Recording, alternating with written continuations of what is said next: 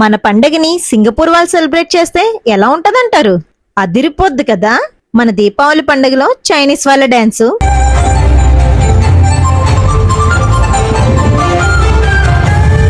Song ఏమీ అర్థం కాకపోయినా మన కోసం వాళ్ళు సంతోషంగా డాన్స్ చేస్తున్నారు.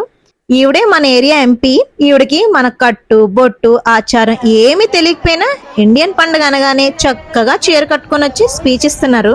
ఇంకా మనోళ్ళ గురించి చెప్పనవసరమే లేదు, డాన్స్ ఎరగదీసేస్తున్నారు.